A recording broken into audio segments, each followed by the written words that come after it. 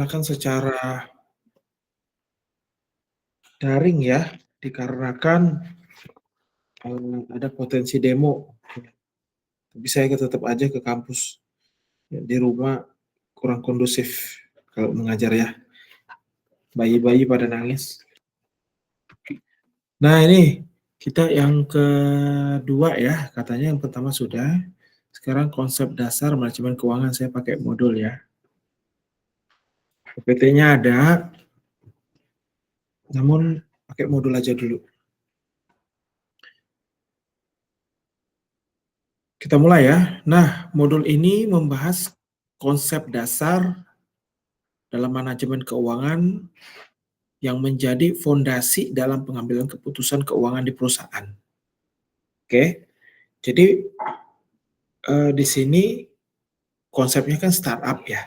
Nah, jadi startup itu perusahaan awal, perusahaan pemula, artinya sumber dayanya ya terbatas lah, namanya juga baru mulai ya. Artinya apa? Sumber daya itu kan kita peroleh dari investor. Selain itu, kita peroleh dari penjualan produk dan barang dan jasa ya. Nah, kalau pembelinya belum rutin, dari mana dapat uangnya? Kan masalahnya begitu. Memang kita dikasih modal lewat investor awal atau ngutang bank atau modal sendiri. Nanti saya detailkan sumber-sumber dana itu. Tapi sumber pendapatan yang lain adalah dari penjualan barang kita dan jasa, ya produk kita. Karena ini baru mulai, barang dan jasa tadi yang dijual konsumennya itu belum rutin membeli. Pangsa pasarnya mungkin belum terlalu jelas. Jadi masih banyak ketidakpastian, kira-kira gitu. Sementara dalam satu perusahaan kan elemennya banyak ya. Marketing, sumber daya manusia, pergudang. Nah, fokus kita memang sekarang manajemen keuangannya. Gitu ya. Semua ini teknologi informasi, SDM, marketing tadi adalah unit-unit yang harus saling bekerja sama, berkontribusi pada pengambilan keputusan. Fokus kita ke manajemen keuangannya. Gitu ya, biar kembali diingatkan konteks mata kuliah ini. Jadi pengambilan keputusan itu, perusahaan itu semua kontribusi. Untuk keputusan terkait keuangan terutama harus kuat di bagian manajemen keuangannya. Biasanya yang ngurusi ya unit keuangan gitu, entah apapun namanya. Oke? Fokus utama modul ini adalah pemahaman tentang nilai waktu uang. Nah ini, analisis resiko dan pengembalian, likuiditas, keputusan investasi, keputusan pendanaan, struktur modal. Aduh banyak banget ya. Ya nggak apa-apa deh. Jam berapa ini? Kita lihat siadonya ya. 11.20 ya. Santai aja. Nah, pertama, mahasiswa mempelajari bagaimana konsep ini diterapkan dalam manajemen keuangan startup, menghadapi tantangan dan ketidakpastian lebih tinggi dibandingkan perusahaan mapan. Ya, perusahaan mapan udah jelas tuh, barang-barangnya udah dipakai. Ini kita masih ngenalin lah, masih harus memperluas pasar lah, gitu ya. Masih lebih besar tantangannya. Kita lihat sub CPMK-nya mampu menjelaskan nilai waktu uang, time value of money, mampu menganalisa hubungan antara resiko dan pengembalian, mampu memahami pentingnya likuiditas, mampu menjelaskan proses pengambilan keputusan investasi dan pendanaan, menjelaskan struktur modal, menerapkan konsep manajemen keuangan dalam startup. Nah, oke, kita lihat ya pertama kali ya. Ada banyak konsep di sini. Nah, konsep pertama adalah ya, time value of money. Jadi setiap time value of money itu isinya adalah ini. Nilai uang saat ini lebih berharga dibandingkan dengan nilai uang yang sama di masa mendatang. Gitu. Nilai uang Rp1.000 saat ini lebih berharga dari Rp1.000 1 tahun lagi. Itu artinya time value of money. Artinya apa? Bahasa gaulnya. Kalau nerima uang, nagih uang cepat, ngeluarin uang lambat. Gitu. Jadi kalian kalau mau nagih uang tuh cepet, mana uangnya? Tapi kalau mau bayar uang, bisa nggak ditunda-tunda, gitu ya. Cuma masalahnya, semua orang berpikiran begitu. Kalau dia sudah mengerti konsep time value of money. Karena kan kita dapat barang dari supplier kita. Kita jual barang ke konsumen kita. Semua juga bilang gitu. Konsumen kita pas mau bayar barang, mau bayar uang, nanti ya, dia kan mau keluar duit. Nah, kira-kira gitu. Sementara kita pas nagih, cepet bayar. Jadi ada komunikasi, koordinasi, lobby di situ. Ya. Namun konsepnya itu dipegang.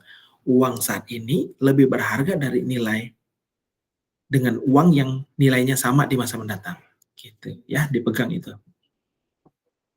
Artinya apa? Kenapa uang di masa depan itu nilainya lebih rendah lah kita bilang dibandingkan dengan nilai yang sekarang? Karena ada yang namanya inflasi. Ya. Barang yang kita bisa beli dengan harga yang saat ini jadi lebih mahal di masa depan. Itu satu. Yang kedua, dengan uang yang kita peroleh saat ini, kita bisa putar, kita bisa gunakan, kita bisa investasikan untuk nilai di pos-pos yang nilai pengembaliannya lebih besar, ya, dibandingkan dengan kalau uang itu kita pakai nanti, gitu. Jadi uangnya itu bisa kita investasikan, satu. Kedua, nilai uang kita ini kalau kita belikan barang mungkin aja, ya, di masa depan itu lebih rendah daripada masa sekarang. Nah, kira-kira gitu. Nah, untuk menghitung ini, time value of money ini, kita menggunakan rumus net present value dan internal rate of return.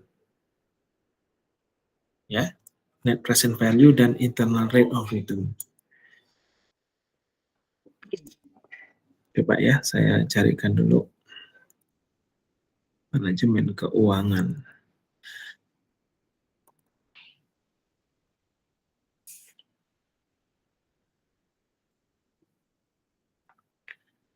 Time value of money.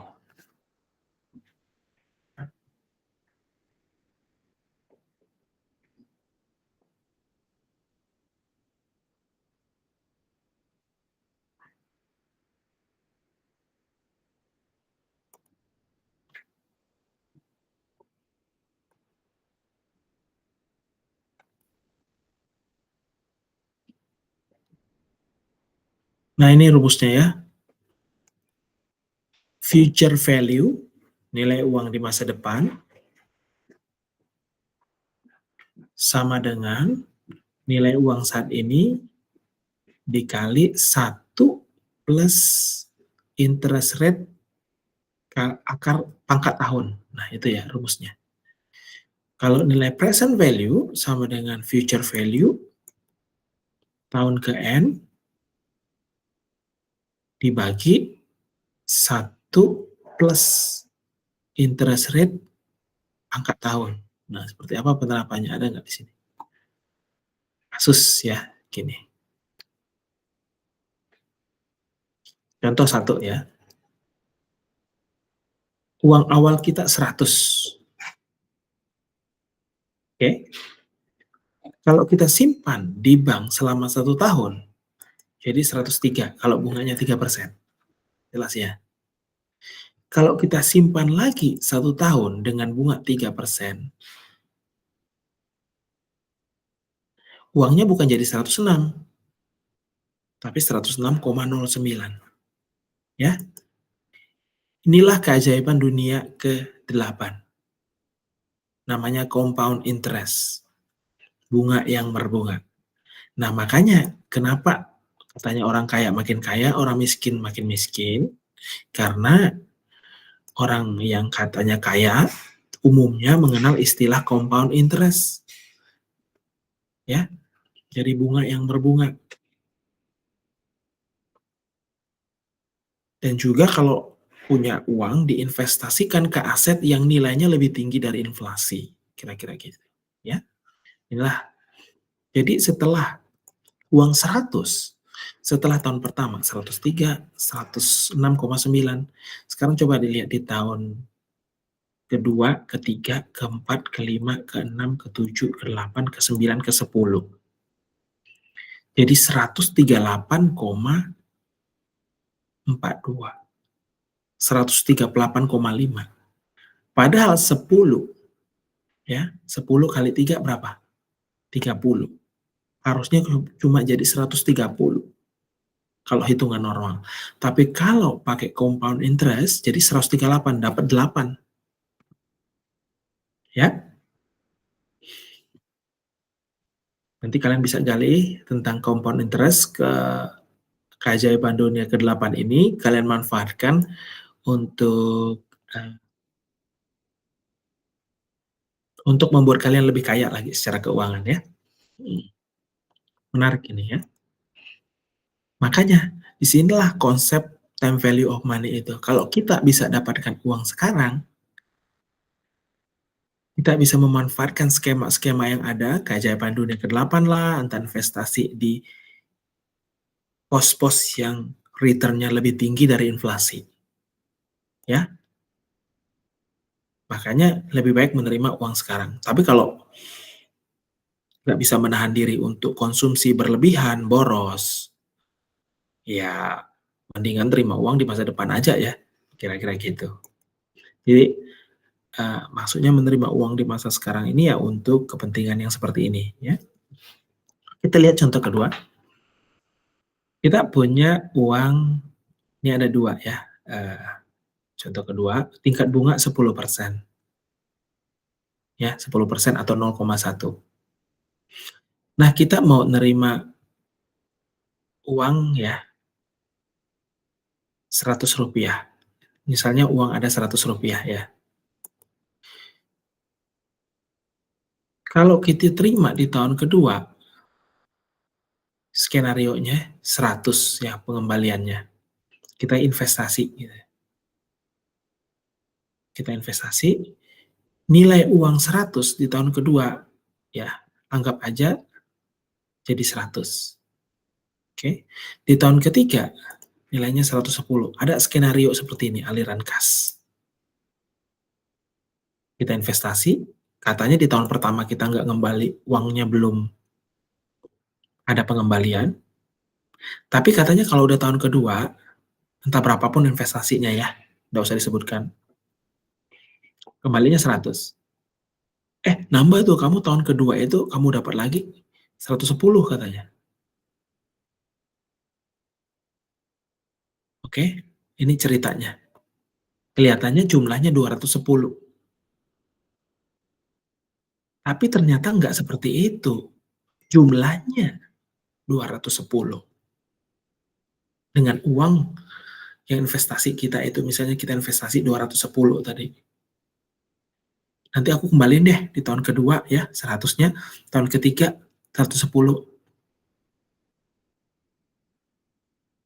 Tapi pada kenyataannya dengan konsep time value of money, bukan itu duit kita jika dibandingkan dengan nilainya sekarang. Nilainya nggak 210 lagi, ya. Ataupun kita investasi kita cuma 200. Nanti tahun pertama aku kasih 100, tahun kedua kita kasih 110. Nambah dong kelihatannya 10 kan, kita investasi. 200. Bahkan mungkin kita bilang kita investasinya 190. Di tahun kedua dibalikin 100, tahun ketiga dibalikin 110. 210, kita untung 20. Sepertinya begitu. Tapi tidak seperti itu kalau tingkat bunganya 10%. Anggap aja inflasi 10%. Uang kita yang 100 di masa sekarang nilainya jadi 83 sebenarnya. Karena pakai rumus ini tadi. Ya, future value of money tadi. Uang kita di masa depan yang 100 itu dengan tingkat inflasi sebut aja 10% hanya 83 nilainya. Sementara di tahun 110, di tahun ketiga nilai yang 110 dijanjikan itu kelihatannya angkanya segitu, tetap nilainya sama 83. So, kalau kita jumlahkan, kita hanya nerima 165. Ini karena udah dibulatkan ya, 166. 166 lah. Investasi kita yang kita bilang 190, yang dibilang untung 210, 20, kita rugi sebenarnya. Kalau tingkat inflasinya 10%. Makanya kita lihat, tingkat inflasi suatu negara itu berapa. Nah, jadi sekarang, makanya dibilang, kalau nerima uang cepat, kalau ngeluarin uang lambat. Nanti saya bayar 210, bayar sekarang. Gitu ya, mulai sekarang kalian kalau udah tahu tingkat bunga di satu negara, inflasinya berapa, udah pakai rumus itu aja. Jadi sekarang kalau minjeminnya 200, kalian minjemin sekarang 200. Baliknya harus berapa? Supaya 200 itu di masa depan nilainya lebih dari 200. Pengennya ingin untung 10%, baliknya 210 kan. Jadi di masa depan bukan 210, lebih dari 210 untuk meng-offset 10% ini. Oke, misalnya investasinya 200 ya. Berarti kita sebut aja, kita simulasikan aja 150 ya. Terus di sini baliknya mungkin 150 lagi. Enggak masalah. Itu baru 237. Ya. Untungnya sekitar 10-15% lah berarti. 15% untungnya. Kalau ingin untungnya yang saya bilang tadi ya 10% aja, misalnya kita bikin 100, ini aja masih rugi. Ya, 100 sama 150. Kita bikin aja 120. Masih rugi 140. Nah, anggap aja ini ya 135. 130, saya coba ya. Nah, berarti kita harus nerima di tahun ketiga totalnya harus 270 supaya pengembalian kita 10%. Kalau investasi kita 200, kita kasih 200. Oke. Nah, itu konsep time value of money. Nilai uang yang di masa sekarang lebih berharga dengan nilai yang sama di masa mendatang. Karena ada konsep future value of money sama present value of money yang dipengaruhi oleh tingkat suku bunga. Sebut aja sini inflasi. Gitu ya, konsepnya gitu.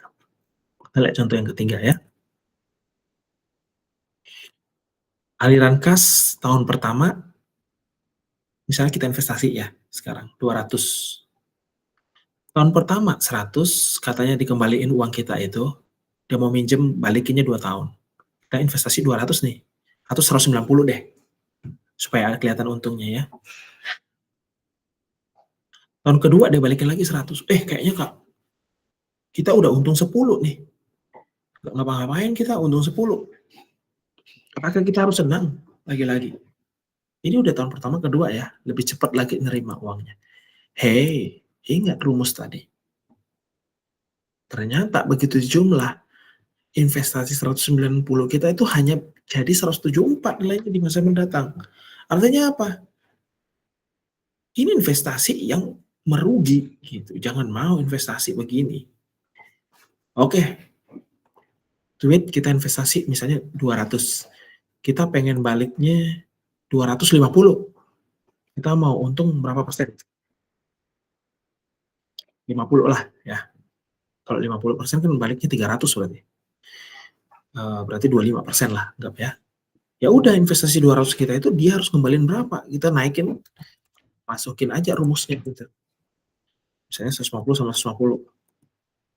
Iya, kita mau kembalinya 200 itu misalnya investasi kita baliknya 60 tambah Rp60 ya. Ya udah, dia harus ngembaliin tahun pertama 150, tahun kedua 150. 300 kelihatannya, tapi realnya dengan nilai sekarang hanya duit kita itu hanya 260. Makanya kenapa bunga bank itu sangat besar, karena ada konsep time value of money di situ. Minjem 1 juta baliknya bisa 1.500.000, minjem 1 juta baliknya bisa 2 juta, karena di situ ada time value of money plus keuntungan yang ingin mereka dapatkan, gitu ya. Jadi kalau mau minjemin teman, kalau baliknya sama, apalagi makin lama ditagih susah, berarti itu udah rugi. Jadi terkait pinjaman ini, minjemlah, kalau minjem balikin hari itu juga. Kalau sama sekali nggak usah kasih pinjam. Karena uang ini bisa mempengaruhi hubungan pertemanan. Atau kasih aja. Atau bayarin temannya makan. Gitu. Atau jangan bergaul dengan mereka. Nggak ada uang. Itu pilihan hidup ya. Silahkan. Kalau bergaul ya dengan siapa aja ya. Karena bisa aja hari ini nggak punya uang, teman kita besok punya uang. Yang penting dia baik. Kira-kira gitu ya. Itu keputusan di tangan kita masing-masing ya. Ya pelajaran hidup aja ya. Jangan sampai gara-gara uang diantisipasi, hubungan pertemanan hilang, hubungan keluarga hilang, ya. Itu sudah banyak kejadiannya. Kemudian ada konsepnya, tadi present value sama future value. Ini ada konsepnya net present value ya untuk investment. Misalnya interest rate ya 10%. Ya. Kita investasi di tahun ke-0 saat ini 500. Kita keluar duit kita 500 investment. Tahun pertama katanya 30. Ini masih hubungan tadi ya, masih ada present value, net present value, future value sama present value. Kita hitungnya pakai rumus NPV untuk melihat apakah investasi itu worth it or not. Ya, itu investasi kita chip in nggak, kontribusi nggak? Gitu. Misalnya kayak gini, uangnya kita invest kita 500 rupiah ya. Kita katanya dijanjikan nih, tahun pertama 30, tahun kedua 120, tahun ketiga 200, tahun keempat 120, tahun 5 120. Misalnya kita investasi bangun jalan tol. Baliknya di sini berapa? Kalau kita lihat di sini, sum-nya 590. Weh, untung 90 nih tahun kelima. Kayaknya seperti itu. Seperti itu nampaknya. Tapi kalau kita sudah tahu ilmu present value, net present value, future value tadi, kita hitung lagi. Tahun pertama duit saya ini ternyata jadinya 27. Dengan inflasi yang beginian. Udah tahu apalagi ini ngambilnya dari uang utang. Nah, kira-kira gitu ya. Kita harus bayar bunga lah entah apapun lah. Ternyata 120 saya jadi 99. Makin lama 200 saya cuma jadi 150. Udah 50 rupiah nih hilangnya nih. Ini masih 3 rupiah. Ya. Yang ini masih 11 rupiah. Ya. Ini udah 50 rupiah nih hilangnya. Kemudian di sini hilangnya udah sampai 40 berapa rupiah. Sininya hilangnya udah banyak lagi. Ternyata di total hanya 433. Hitungan biasa jumlahnya 590. Hitungan pakai rumus future value of money atau ditarik nilai masa depan ditarik ke sekarang hanya 433 ini di bawah ini. Ya. Artinya apa? 500 kurang 433 masih kurang 66,82 minus kita. Investment nggak? Ya enggak lah, kita rugi kok. Kita bayarin nggak ada untungnya. Nah, itu ya. NPV-nya seperti itu. Sederhana perhitungannya seperti itu ya, dijumlahkan aja ini semua berapa, masih kurang 66,82. Kalau pakai Excel ada rumusnya ini ya, rumus NPV ya. Bisa dicoba nanti. Jadi jika nilai NPV di bawah 0, maka nilai investasi lebih besar dari aliran kas hasil investasi keuntungan. Kesimpulannya, proyek ini tidak cocok untuk diinvestasikan. Ya, dari kacamata keuangan, kita bukan cari kerja, kita cari untung, cari uang, gitu ya. Gitu. Tapi dari kacamata etik, kita nggak boleh dapat untung kalau nggak ada kerja. Ya itu nggak bagus ya. Harus ada kerja, untung. Kalau bisa kerja, tapi untungnya banyak. Kayak gitu. Sesuai bahkan lebih ya. Gitu. Nah, kemudian IRR, Internal Rate of Return, ada istilah ini juga, adalah IRR adalah rate yang digunakan untuk mengukur tingkat profitabilitas suatu investasi. Artinya gini, dengan interest rate berapa ya yang pas, kita investasi ini BEP, kira-kira gitulah. Ya, BEP itu kita harus pakai interest rate yang berapa. Nanti jika IRR di bawah interest rate, maka proyek memberikan hasil yang tidak dapat menutup nilai investasi. Jangan investasi. Kalau IRR ini di bawah interest rate ini, jangan investasi. Ya. Jadi NPV sama IRR ini, IRR nyari interest rate-nya harus lebih dari interest rate. Kalau NPV nyari angkanya, ya, angka pengembaliannya ini. Kalau IRR ngambil yang nyari yang ini interest rate-nya, ya, interest rate minimum. Contoh interest rate-nya 0,1 ya. Ini yang ditetapkan inflasi lah, sebutlah gitu. Ini tadi yang kita keluarkan uang ya, pengembaliannya seperti ini. Ternyata di kita net present value jumlahnya hanya 433, kurang 67 lah, 66,8 ya. Kurang nih. Ini interest rate-nya 10. Nah, ternyata ya untuk BEP kalau kita pakai rumus IRR ini hanya 0,05. Ya. Dengan segini BEP itu interest rate-nya, inflasinya hanya 5%. 5% gitu.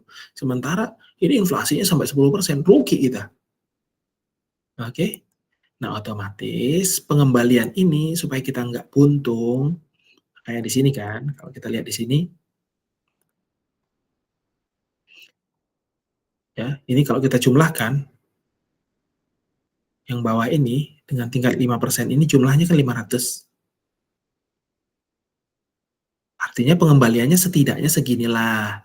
Setidaknya harus seperti ini.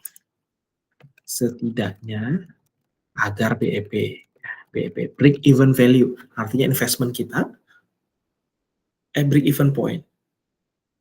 Investment kita sama dengan pengembalian. Ngapain ya? Uang kita udah keluar, gak untung. Hitungannya rugi dong. Ya, waktu yang kita buang, pengembaliannya hanya uang modal kembali lah gitu. Padahal kita udah keluar waktu. Baliknya harus gini minimal nih. Kalau bisa lebih dari sini, kalau bisa ini 35 kan, kalau bisa ini 120 kalau bisa gitu ya. Kalau bisa ini 190, kalau bisa ini 120 lagi, kalau bisa ini 130 kalau bisa. Nah, ya, kira-kira gitu. Nah, misalnya saya taruh di sini minus 500, kemudian ini saya kopikan ya. Saya tarik ke sini.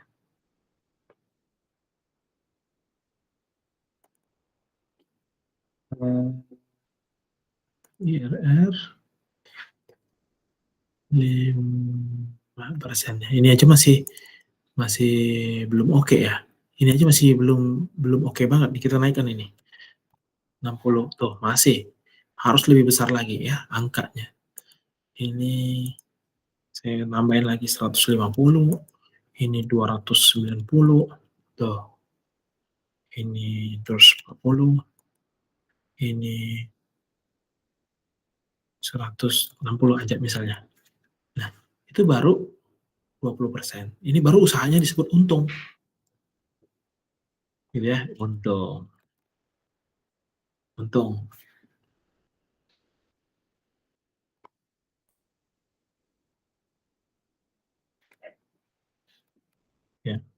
kalau budget. Nah, untung. Ini untung ya karena lebih dari interest rate ini, ya. Jadi gitu. Jadi kalau ditawarkan nanti, kembalinya seperti ini, pengembaliannya kalau dijumlah 590, lebih kan dari 500? Ya investor pemula berarti, nggak apa-apalah ya. Berarti, dikibulin istilahnya.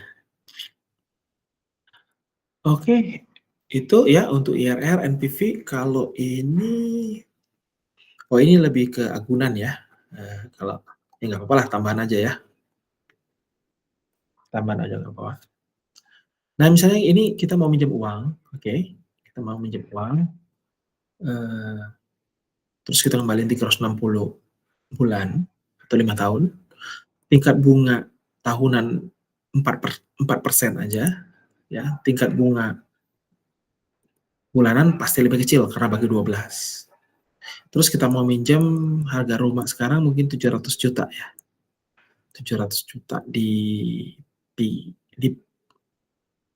di kota Malang kota, tapi agak pinggir-pinggir lah, ya kabupaten gitu, 700 juta, mungkin udah 750 juta ya, atau 800, kita buat 700 juta aja. Nah, eee, kalau kita minjem uang dari bank gitu ya, ada bunga yang harus kita bayarkan, ya, ada bunga. Nah, bunganya itu selain bunga, kita harus bayar juga pokoknya, ya. Kita minjem 700, ya, kemudian kalau per bulannya kita bayar jumlahnya segini, anggap aja 3 juta ya, dolarnya dihilangkan ya, gimana saya mau menghilangkan dolar ini? Ya, nah sini ya, anggap aja kita minjem 700 juta, per bulan kita bayar sekitar 3 juta ya, 3.341.000, 3.350.000 lah bayar kita. Ada bunga yang harus kita bayar, yaitu bunga bulanan 0,003% tadi, 0,003 atau sekitar 0,3% per bulan. Misalnya bunganya 4% per tahun. Oke? Nah, kemudian ada pokok. Ya, dari pembayaran kita ini berarti bunga kita sebesar ini, bunga kan harus dibayar ya. Kalau kita janji per bulan membayar segini, artinya komponennya apa aja pembayaran itu, bunganya segini, pokoknya segini. Pembayaran kita dikurangi bunga, itulah pokok kita. Sisa hutang kita ya dikurangi, 700 juta dikurangi pokok kita. Gitu. Karena kita minjem, ya kita harus bayar bunga. Gitu, ya. Kemudian yang kedua, sama kita bayar lagi, kan sama ya flat kita bayarnya 3.341.000 lagi. Bunganya dihitung lagi 0,03 dari sisa hutang kita. Oke, kemudian dikurangi pokoknya kita bayar. Ternyata pokoknya segini jumlahnya, kira-kira gitulah. Dari pembayaran kurang bunga itulah pokoknya. Ya, kemudian sisa hutang kita, sisa hutang tahun bulan kemarin dikurangi pokok jadilah begitu. Ya, terus sampai 5 tahun, 360 kali bayar. Ya, sampailah di sini. Terus sampai bawah ya. Berkurang terus uangnya. Hutang kita terus 700 juta tadi. Kalau dengan skema mau bayar 3.341.000 per bulan dari dalam 5 tahun, bisa nggak? Ya kira-kira dapat segini. Nah, jadi total yang kita bayar pokoknya 700 juta, bunganya 503 juta. Total yang kita bayar adalah 1,2 M dari 700 juta. Ini simulasi perhitungan di bank, kenapa misalnya kita minjem bayarnya lebih mahal dalam waktu yang apa ini, 5 tahun. Kalau kita panjangin lagi jumlahnya akan jauh lagi bedanya. Kira-kira seperti itu ya. Ini simulasi aja,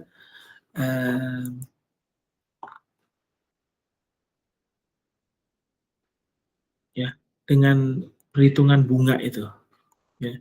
Karena mungkin mereka ini sudah ya mempertimbangkan ya net present future value of money. Ini skema KPR ya. Nah, kita bisa dekati ya kira-kira dengan konsep present value of money, duit kita yang 700 ini bisa nggak kalau kita investasi pengembaliannya dalam 5 tahun lebih besar dari ini ya? Bisa nggak? Ini kan bagi bank, sebagai salah bank kan otomatis harus menggunakan dananya kan. Dia bisa dapat dalam 5 tahun sebesar ini ya. Berapa persen ini 700 gitu. Udah maksudnya 500 bagi ini 700 sama dengan kita coba ya. Berapa persen dia balik? Tuh, 71% dalam 5 tahun. Wow, ya. Siapa kerja yang bisa investasi ada uang kasih 1 juta dalam 5 tahun balik jadi 71% ya, 710.000 kira-kira kayak gitu. Nah, jadi kalau bisa ada investment lain yang lebih menarik dari ini, mungkin si bank ini akan investasi ke situ gitu. Karena ini bisa aja gagal bayar. Kira-kira gitu ya.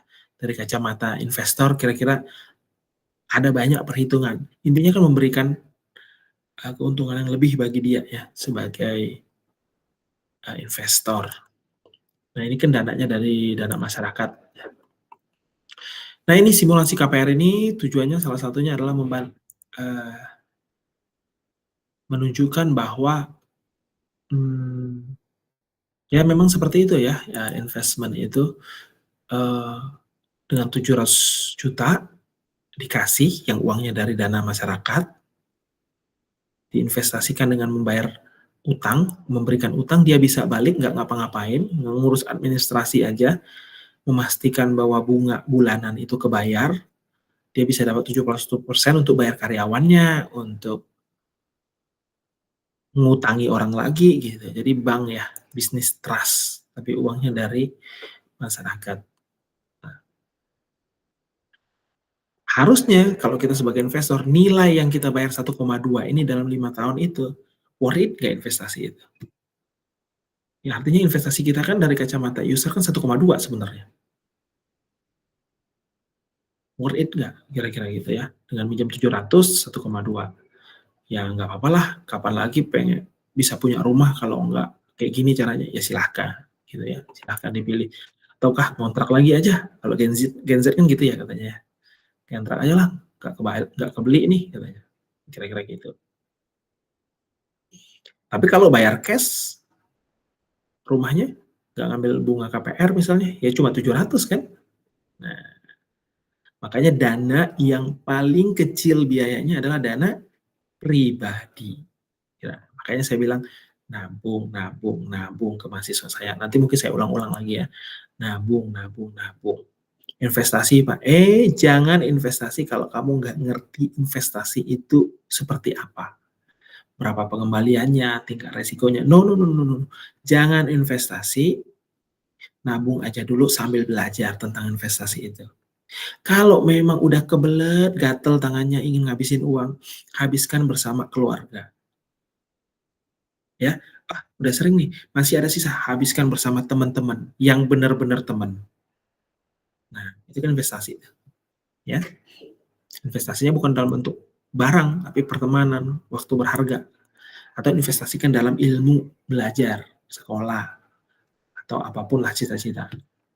Daripada nggak paham ya. Tapi kalau udah paham, ada uang dingin, saya garis bawah tambahan lagi, uang dingin artinya uang itu yang kalau hilang ya nggak apa-apa deh, silahkan, gitu ya. Oke, itu time value of money ya, makanya saya bilang banyak sekali karena nggak ada habisnya nih kalau ngomong time value of money. Oke, lanjut ya, analisis resiko dan pengembalian risk return analysis ya. Artinya apa ini? Kita sudah lihat tadi bahwa high risk biasanya high return ya. Kita investasinya seperti tadi, semakin tinggi resiko, wah pengembaliannya bisa to the moon. High risk high return. Artinya siap Mungkin, tapi biasanya nggak ada yang begitu ya. Kembaliannya sampai 100%. Berarti siap-siap juga, itu semua seperti koin mata uang.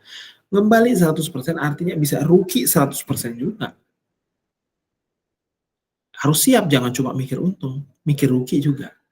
Ya, saya juga begitu kadang-kadang. Misalnya saya taruh di saham ya, saya invest di saham misalnya. Saya harus mikirkan juga ruginya, kalau rugi ini gimana nih? Nah, kira-kira gitu. Jangan cuma cuan aja, bocuan juga harus dipikirkan gitu ya. Jadi dihitunglah pakai NPV atau IRR. Setiap keputusan keuangan harus melibatkan pertimbangan keseimbangan, keselarasan, resiko, dan pengembalian. Ya, apa nih resiko yang bikin uang saya nggak bisa kembali? Sudah siapkah saya? Semakin tinggi resikonya, semakin tinggi biasanya pengembaliannya. Yang diinginkan oleh investor itu. Makanya waktu kita invest, resikonya tinggi, tapi nggak ada skema-skema yang kita lakukan untuk mitigasi resiko. Biasanya, ini gimana nih cara investasinya? Kira-kira gitu ya. Semakin tinggi resiko, semakin besar potensi pengembalian yang diharapkan dan sebaliknya. Ya. Dalam manajemen keuangan penting untuk memahami dan mengelola risiko agar sesuai dengan profil risiko perusahaan. Jadi setiap perusahaan, kalian juga harus ada profil risikonya. Jangan sampai nggak bisa tidur. Nah, harus mengenal profil risikonya. Misalnya investment ke suatu instrumen, bisa tidur nggak? Kalau nggak bisa tidur karena mungkin, wah nanti uang saya hilang nih, kurangi resikonya. Atau investasinya kecil aja dulu. Ya, investasi kecil itu artinya kan kalau hilang ya kecil aja. Kalau untung juga kecil aja, kira-kira gitu ya. Nah, likuiditas adalah kemampuan perusahaan untuk, lanjut ya, memenuhi kewajiban jangka pendeknya. Jadi kewajiban hutang itu ada yang jangka pendek dan jangka panjang. Jangka pendek ini artinya di bawah 1 tahun. Jadi suatu perusahaan, apapun itu, harus bisa bayar utangnya yang di bawah 1 tahun. Kalau nggak bisa bayar utang, bisa diajukan ke pengadilan, ya, bahwa perusahaan ini sudah bangkrut. Makanya kita perlu aset yang liquid, aset yang mudah dicairkan, dikonversi menjadi uang tunai. Kalau bisa, seharusnya begitu, tanpa kehilangan nilainya secara signifikan. Istilahnya BU kan, liquid itu kan artinya BU, butuh uang. Jangan sampai kita nggak punya cash. Kalau kita nggak punya cash, artinya kita BU, sangat BU. Udah, di luar sana kita jadi sasaran empuk serigala. Artinya apa? Lu butuh uang cepat, bunganya segini. Oh butuh uang, bisa aja, tapi harganya diturunin. Gitu. Jadi jangan sampai, jadi cash flow manajemennya, likuiditas manajemennya harus tinggi. Ya, jangan sampai nggak punya cash untuk operasional harian. Biasanya kan jangka pendek itu operasional harian. Kalau investasi jangka panjang kan pasti uangnya besar, pasti itu nyiapinnya agak lama. Ya. So, harus punya ya set liquid, yang paling liquid apa? Cash. Makanya disebut cash is king. Ya, karena begitu keluar 1 juta ya 1 juta aja gitu. Kalau misalnya pengen ini ya, ini misalnya saya punya headset nih, saya pengen uang 200.000 misalnya, wah nggak ada uang cashnya. Pengen sekarang katanya. Saya nggak udah uang cashnya, ya udah apa yang ada gitu. Ini headset aja nih, misalnya harganya 250.000, ya udah ini aja 200.000-nya. Padahal aslinya 250.000 misalnya, ya udah hilang 50.000 kan. Kalau temen kan jangan dong. Nah, tapi kalau orang lain nggak peduli dia, bayar. Kira-kira gitu. Ya. Tapi di Indonesia kan kalau dia utang dia nggak bayar kan. Banyak banget gitu, habis itu menghilang ya. Hilang uang, hilang teman gitu. Ternyata dari awal bukan teman. Itu urusan lain ya. Kita di sisi manajemennya aja ya. Oke, manajemen likuiditas yang baik adalah kunci untuk menjaga kelangsungan operasional perusahaan. Operasional ya, operating cash flow-nya ya, jangan sampai nggak ada uang cash. Terutama bagi startup yang seringkali menghadap tantangan dan mengelola arus kas ya. Arus kas itu sudah menantang, habis itu nggak ada uang lagi. Artinya juga apa? Selain kehilangan nilai tadi, nggak bisa bayar kewajibannya apa? Tidak bisa menangkap peluang. Kayaknya lagi rumah tangga aja lagi promo, tisunya kok promo sih, ya kan? Biasanya 15.000, sekarang kok jadi 10.000. Padahal usaha kita kan usaha jual tisu ya. Ternyata supplier kita lagi promo.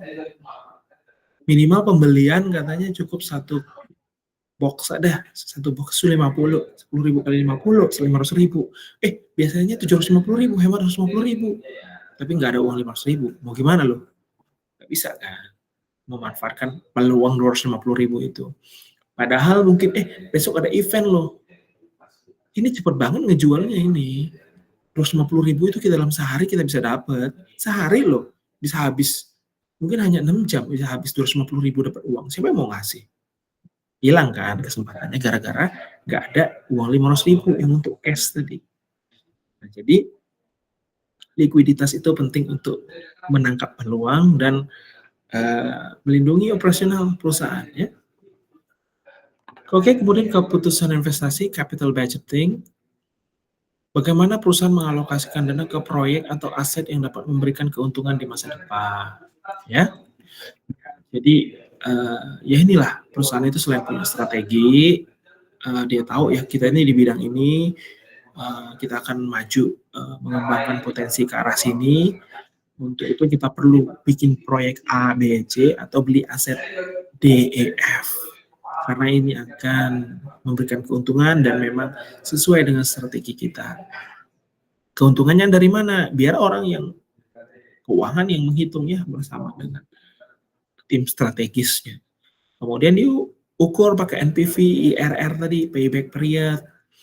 Duit kita ini baliknya dalam 3 tahun udah bisa balik nih dengan investasi segini dibandingkan dengan investasi yang lain. Masih masuk akal sih. Udah kita go atau no go. Ya. Jadi keputusan investasi yang tepat akan membantu perusahaan dalam meningkatkan nilai. Ya, perusahaannya itu kan dengan bertambah aset, dengan bertambah proyek-proyeknya dinilai orang lain, wah ini perusahaan makin keren nih. Ya, mungkin kita mau investasi lebih banyak ke sini, mendatangkan investor. Apalagi pengelolanya memiliki nama baik. Wah, lebih mantap lagi ya. Ya, kita akan lihat ya di pertemuan selanjutnya, ini masih konsep ya, jadi si pengantar, walaupun tadi time value of money-nya sudah cukup masuk ke dalamnya ya. Kemudian keputusan pendanaan, financing decision, ini keputusan ngambil utang, ya, ngambil sumber pembiayaan di sini lebih tepatnya. Sumber pembiayaan, sumber pendanaan yang optimal, mau investor, mau hutang, ya, dikombinasikan. Yang optimal itu seperti apa sih? Untuk membiayai operasional dan investasi perusahaan. Ya, jadi ngambil uangnya untuk apa? Untuk operasional dan investasi. Oke. Sumber pendanaan bisa berupa ekuitas, hutang, atau kombinasi keduanya. Manajemen keuangan perlu menyeimbangkan antara ekuitas yang cenderung lebih mahal, tapi tidak membebani perusahaan dengan kewajiban pembayaran tetap. Artinya apa? Kalau kita jual porsi saham perusahaan kita ke investor, kita nggak perlu bayar bunga kayak tadi. Ya pokok bunga nggak perlu. Karena ini kita jual kepemilikan kita. Kita punya 100% saham, kita jual 10% aja. Misalnya harga satu lembar saham 100.000. Kita jual 10%, 100.000 kali 10. Misalnya kita punya 1 juta lembar saham misalnya. 10%-nya berarti 100.000. 100.000 kali 10.000. udah kita dapat 1 miliar misalnya. Iya nggak? 100.000 kali 10.000. Ya, 1 miliar nggak? Ya. Ya udah kita dapat uang sebesar itu. Tapi 10% saham perusahaan kita sudah punya orang lain. Dia udah punya hak usaha, hak suara sebesar 10%. Yang bisa mungkin mempengaruhi lah sedikitnya keputusan kita. Keputusan akhir karena kita mayoritas masih di tangan kita ya. Tapi dia sudah bisa mengeluarkan suara, berpendapat di perusahaan kita. Walaupun mungkin nggak selalu sesuai dengan pendapat kita, tapi dia kan bisa ngomong. Kita biarkan dia ngomentari gitu perusahaan kita. Dan biasanya kan ada pembagian dividen. Dia mendapat proporsi dividen sebesar 10% dari dana yang dialokasikan untuk dividen. Tidak membebani kita dengan kewajiban 5 tahun, 10 tahun, 15 tahun itu. Tapi kita harus bayar terus ke dia dividen. Pilih mana? Atau hutang. Lebih murah. Ya. Tapi meningkatkan resiko kebangkrutan. Kalau kita nggak bisa bayar kewajiban tadi, pokok dan bunga. Kalau dalam 5 tahun kita nggak bisa bayar, dalam jangka panjang kan lebih murah. Kalau dividennya tadi nggak dilepas-lepas, kita harus bayar terus. Seiring perusahaan kita nilainya bertambah, ya tetap proporsi dia 10%. Perusahaan kita misalnya nilainya 1 triliun, nanti berusaha 10% milik dia ya. Berkembang jadi 10 triliun, 10% punya dia. Rela nggak? Kira-kira gitu ya. Nah, itu pilihan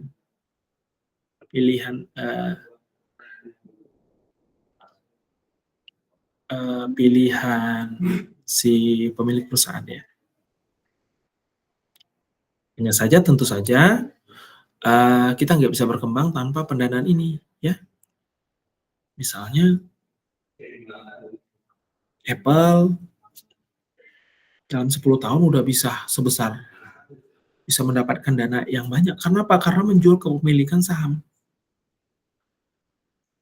Mungkin perusahaan keluarga ya 10 tahun nggak jadi apa-apa. Ada kenalan saya udah 20 tahun usahanya gitu-gitu aja. Nggak bisa besar, hanya lokal kecil gitu aja, tapi tetap bisa membiayai operasional, harian, karyawan, semua bisa. Tapi nggak ke skala global bahkan dunia. Karena tidak ngambil dana dari luar, ya cukup gitu aja lah. Dapat dari uang, penjualan barang jasa diputar-putar lagi. Ya, kalau sudah puas dengan gitu ya cukup. Tapi misalnya visinya seperti si Apple, yang lain-lain, mereka nggak mau. Mereka mau skala global, jadi butuh dana sebanyak mungkin. Mereka IPO, mereka mungkin ngambil hutang, macam-macam lah. Dan ternyata visinya cukup ya, bisa kompatibel dengan dananya itu. Kadang kita punya dana besar, visinya nggak besar ya nggak bisa. Kita punya visi besar, dananya nggak besar ya nggak bisa. Jadi semuanya harus sinkron, selaras. Ya, kalau ada yang nggak selaras ya umumnya akan ada gangguan. Oke, kemudian capital structure ya, struktur modal. Mengacu pada komposisi antara utang dan ekuitas. Ini nanti ya. Komposisinya harus optimal ya. Komposisi biaya. Jadi saya bilang tadi minggu lalu nggak ada makan siang gratis. Dividen harus tetap bayar kalau ngambil dari ekuitas, saham. Bunga harus bayar kalau ngambil hutang. Jadi mana sih yang biaya modal? Dari seluruh keuntungan kita tadi, harga nilai perusahaan kita, yang paling kecil proporsinya. Nah, itu ya, harus diatur dengan capital structure. Ini sangat dipengaruhi oleh ya faktor-faktor eksternal ya. Kalau biaya hutang murah, mungkin kita ngambil banyak utang. Kalau biaya hutang mahal, kita kurangi hutang, kita jual saham aja gitu. Jadi manajemen keuangan yang mengatur semua itu. Yang penting biaya yang dikeluarkan itu biaya yang dikeluarkan bulanan, tahunan untuk membiayai modal kita tadi itu, yang saya bilang nggak ada makan siang gratis itu masih bisa kita penuhi. Ya, manajemen keuangan harus menentukan struktur modal yang optimal untuk meminimalkan biaya modal dan memaksimalkan nilai perusahaan, ya. Jadi yang nanti startupnya makin besar harus punya manajer keuangan yang canggih, ya. Dia bisa tuh ngaturnya. Ambil utang aja, jual saham aja. Kita harus ketemu investor nih kayaknya. Dan investor kalau ketemu semakin awal dia pengen kepemilikan usaha tuh yang besar, ya. Makanya misalnya Gojek sekarang nih, Goto ya, itu pendiri aslinya mungkin nggak ada lagi di situ karena sudah dijual kepemilikan sahamnya, gitu. Tergantung si investor itu sekarang, yang pemilik sekarang kan, mau dibawa kemana gitu. Mungkin pemilik awalnya sudah exit ya, udah cukup lah, udah dapat keuntungan dari membangun startupnya.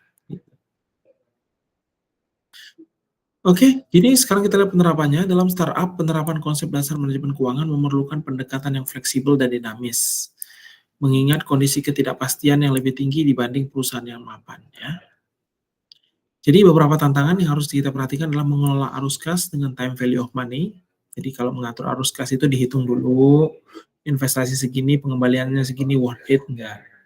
Sehingga keputusan yang kita ambil itu tepat kapan harus mengeluarkan uang dan kapan menunda pengeluaran.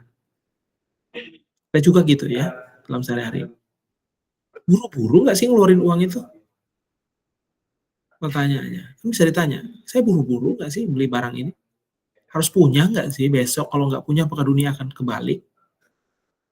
Nah, jadi mungkin lebih objektif ya penilaian kita. Ya tujuannya kalau perusahaan ya memaksimalkan nilai ya, nilai uang ya. Ini pasti berkontribusi pada nilai perusahaan. Kemudian pengambilan keputusan investasi dengan risiko tinggi ya. Startup memiliki peluang pertumbuhan yang besar, namun diiringi dengan risiko yang tinggi. Peluang pertumbuhan besarnya ini dari mana? Dari teknologi tadi. Teknologi ini kan begitu jadi satu kali semua orang bisa menggunakan dengan biaya yang satu kali itu tadi. Kalian mengembangkan website sekali, cas, orang subscribe. Ya udah, biaya pengembangan websitenya itu cuma satu kali. Biaya yang lain apa?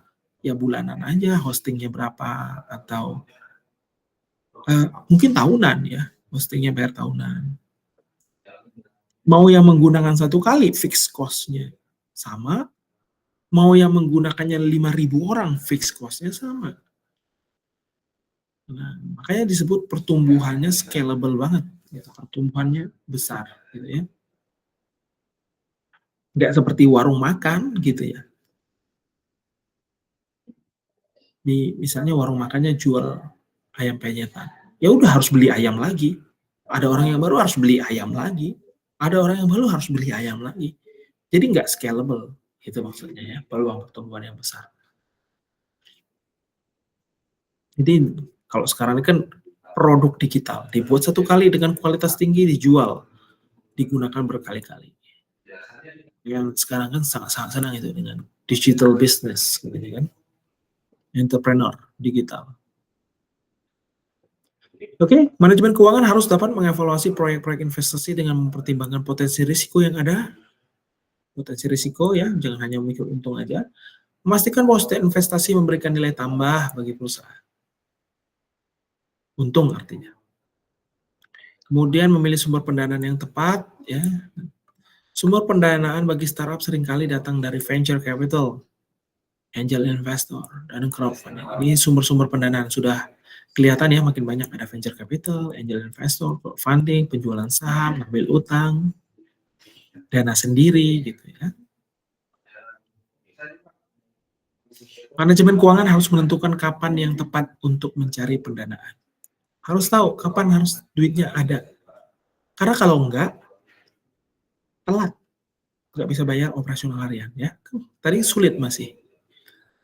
Bagaimana struktur modal startup dapat berkembang seiring dengan bertambahnya modal dari berbagai sumber. Nah ini harus dihitung nanti. WACC ya, harus dihitung WACC-nya, Weighted Average Cost of Capital. Nanti saya tunjukkan ya. Cukup sederhana. Namun pasti ada sistem yang rumus yang lebih kompleks ya, dalam keuangan itu selalu ada rumus yang lebih kompleks ya. Namun kalian di sini di SI ya mengetahuilah kira-kira ada bendanya itu nanti yang kita hire orang yang lebih ahli di bidang itu ya, orang akuntansi. Menjaga likuiditas untuk operasional ya, likuiditas sangat penting karena keterbatasan akses ke dana jangka pendek itu sangat berbahaya ya. Nah itu foundernya mungkin pontang-panting itu cari dana kemana ya, pinjam sana sini harus jalan. Manajemen harus memastikan bahwa startup selalu memiliki cukup likuiditas untuk menjalankan operasional sehari-hari tanpa menghadapi resiko kebangkrutan. Ya, oke. Bentar, saya lihat dulu. Sumber pendanaan termasuk nggak ya? Coba cari PPT.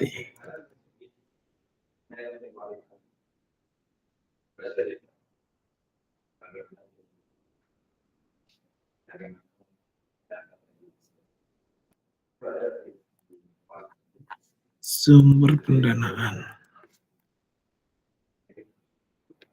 Sumber pendanaan aja ya, habis itu selesai ya. Di PPT-nya mungkin saya jelaskan di pertemuan selanjutnya.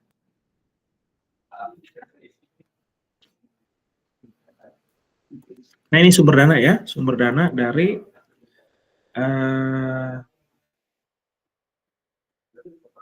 tadi startup ya. Pertama misalnya crowdfunding, keuntungannya dana besar. Tapi apa itu?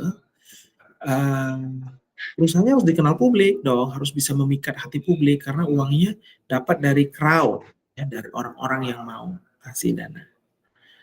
Nah, kerugiannya apa? Informasi tentang produk dan perusahaan diketahui publik secara luas.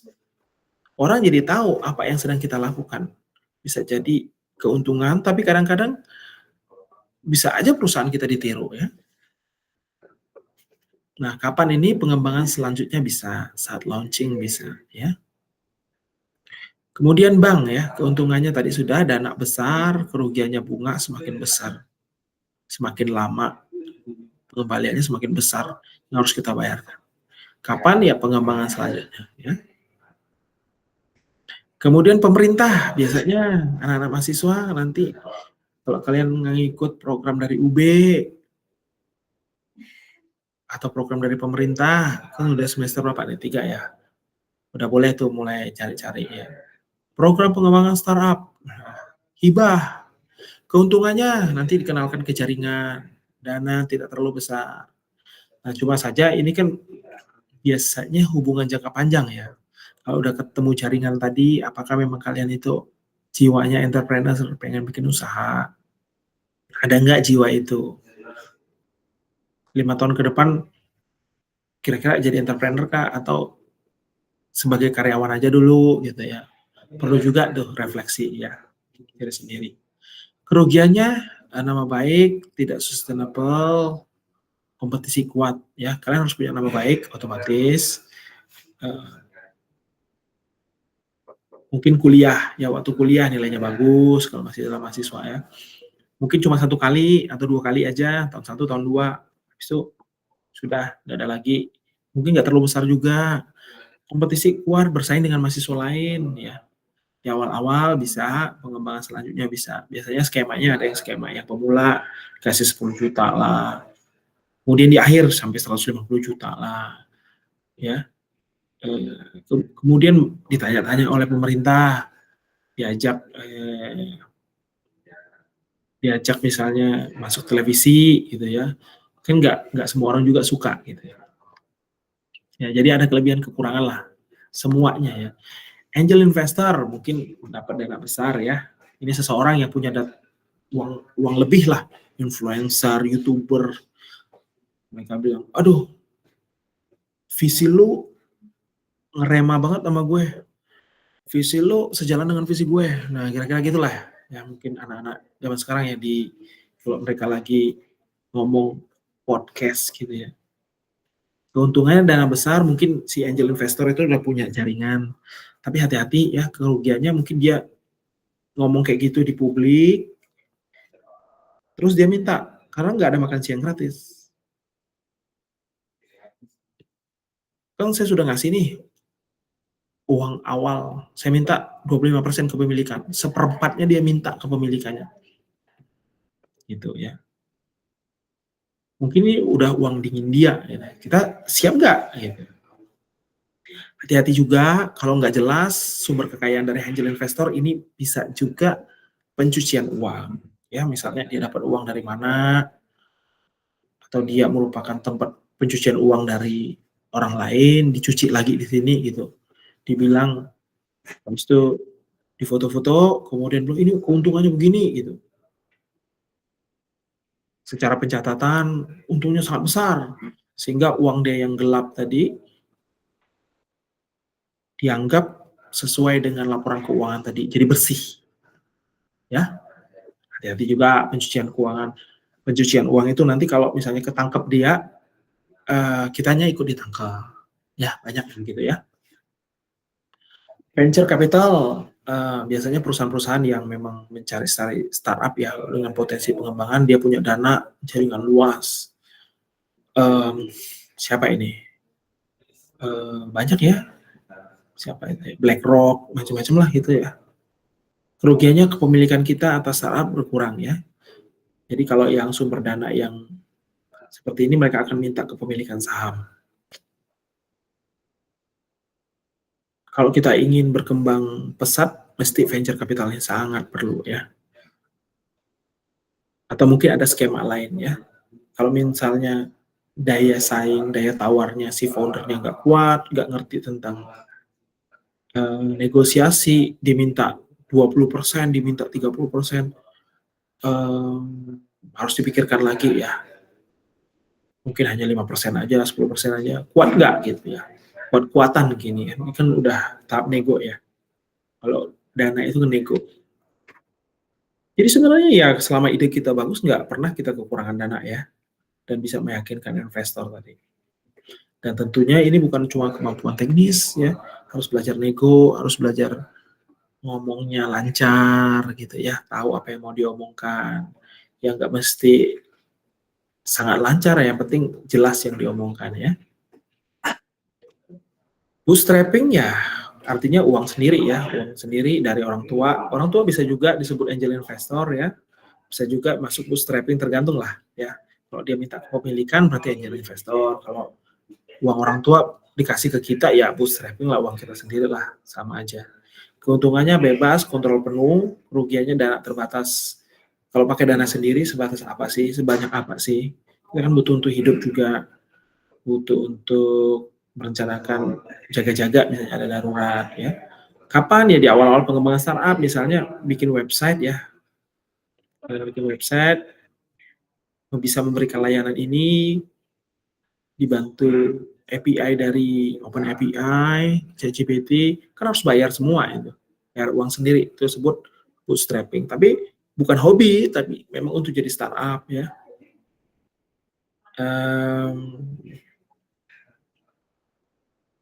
Mungkin bisa nonton ya video film-film tentang startup, akan muncul istilah-istilah ini jadi lebih bisa mengikuti.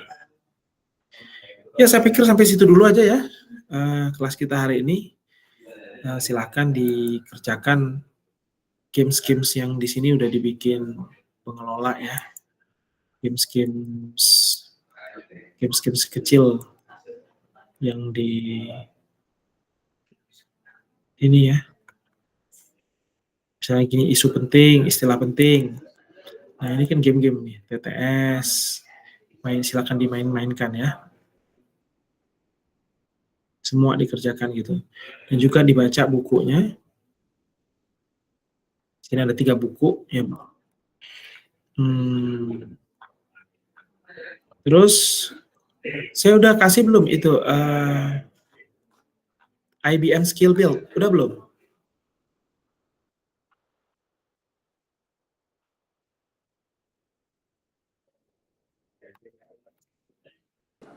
Berarti belum Pak. Nah, entrepreneur. Masuk sini ya, Skill Build. Sudah? atau belum? Belum, Pak. Jadi kalau ngikutin kelas Pak Risun tuh biasanya harus ada selesai satu kuliah itu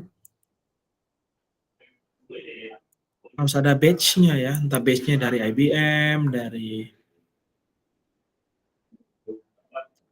Microsoft Learn, ya. Kalau belum, ya untuk kelas ini biar dapat. Sebenarnya ada mata kuliah juga ya kewirausahaan ya. Udah ngambil belum? Mata kuliah kewirausahaan. Udah kuat Belum, sedikit? Pak. Belum ada, Pak, Ngambil ya? kewirausahaan. Nggak ada. Belum ada. Wirausahaan, Iya. Pak. Ada, Pak, tapi semester ini. Udah siapa dosennya? Belum ketemu tadi, Pak. Nggak ada dosennya, Pak. Kok bisa nggak ada dosennya? Tapi udah ngambil SKS-nya ya? Iya. Ya udah. Tergantung dosennya. Kadang-kadang ada dosennya yang memakai ini juga ya. Nanti ya IBM Skill Build, silakan nanti masuk ya. Account not found, bikin akun boleh ya, create account. Terus IBM Skill Build, finansial.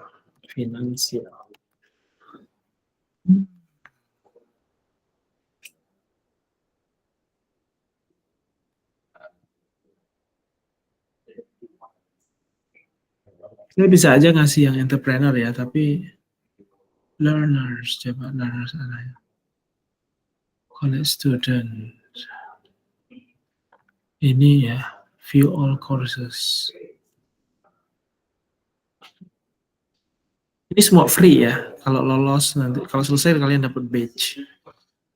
Finance ya, finance. Jadi biasanya kalau finance,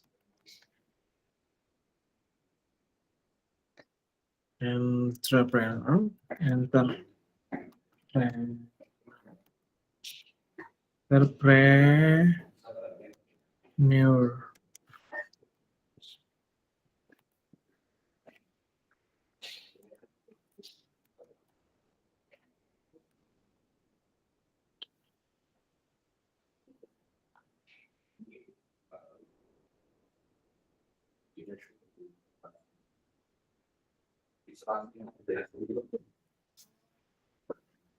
nah ini ya, gini aja lah, be an entrepreneur ini ya, selesaikan ya.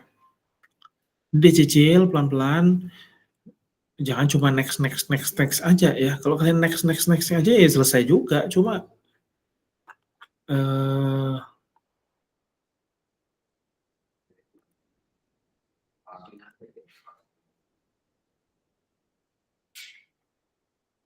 ya selesai juga, cuma ya nggak belajar gitu.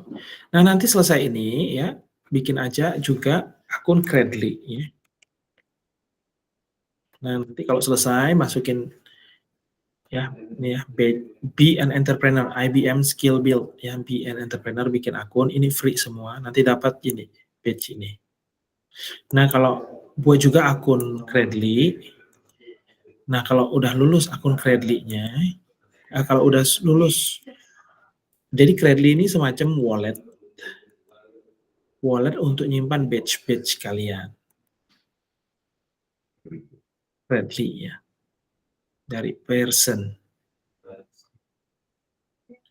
Nah, badge kalian yang kalian ngikuti di Microsoft Learn apa-apa itu akan keluar di Credly ini. Misalnya ini satu ya, CCNA nih di akun saya yang ini. Akunnya bisa aja pakai non UB ya, supaya lebih lama. Kalau UB kan hanya 4 tahun ini kan. Kalau maksudnya bikin akun Credly-nya pakai non UB kan otomatis email pribadi kan lebih lama ya. Nah ini yang saya pakai akun UB, ada juga yang non UB. Lebih bagus mungkin non UB aja gitu. Nanti masukkan. Nah, nanti keluar di sini nih batch-nya, ya. Nanti saya bikin di Bron, dikumpulkan batch-nya. Yes, dikumpulkan upload batch dari mata kuliah ini. Be an entrepreneur ini. Ya, ini agak panjang, jadi silakan dicicil pelan-pelan untuk belajar tentang ilmu entrepreneurnya. Moga-moga mungkin ada dosen yang ngajar itu juga nyuruh ini. Jadi kan udah sekalian ya. Batch ini. Kadang-kadang ada yang pakai itu. Oke, gitu ya. Nanti saya tambahkan tugasnya itu di Bron ya. Menyelesaikannya kapan? Nanti pertemuan 15 aja panjang. Karena ini kalau kita buka, kalau nggak salah panjang sekali ya. Bisa sampai 30 jam lebih. Kalau diikuti pelan-pelan gitu. Skill build X. Oke. Ini saya harus login ya. Nah, ini banyak sekali materinya. AI literacy. Ini semua batch semua ya. Back end development, entrepreneur. Nah, ini yang kalian. Ini penyedianya NFTA, Network for Teaching Entrepreneurship. Career Management, silakan. Mau yang di mana? Ada nggak finance ya? Kalau ada finance, saya ganti finance aja. Nggak ada ya. Tumben. Customer engagement, silakan aja ya kalau punya waktu lebih. Digital literacy, digital mindset, entrepreneurship in business essential.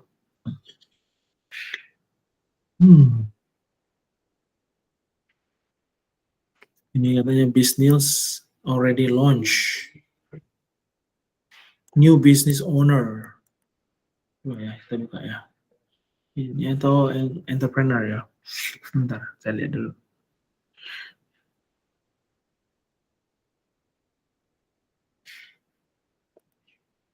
Entrepreneurship business essential. Ya udah ini aja lah. Ya, entrepreneurship business essential aja. Nanti mungkin di mata kuliah yang entrepreneurship itu ya. Tapi ini bahasa Inggris nggak? Harus bahasa Inggris dong. Aduh, bukan bahasa Inggris ya. Ada bahasa Inggrisnya nggak ya? Ada yang bisa bahasa Spanyol? Habla tu Espanyol? Saya bisa ya.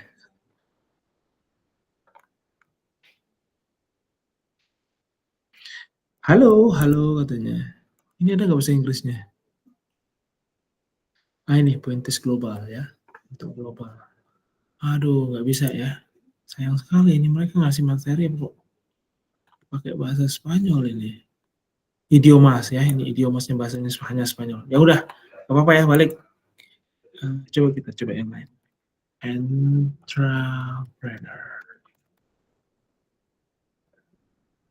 Nggak ada, ya nggak ada. Hanya entrepreneurnya. Udah ini aja ya. Ini sekitar kalau nggak salah 30 jam.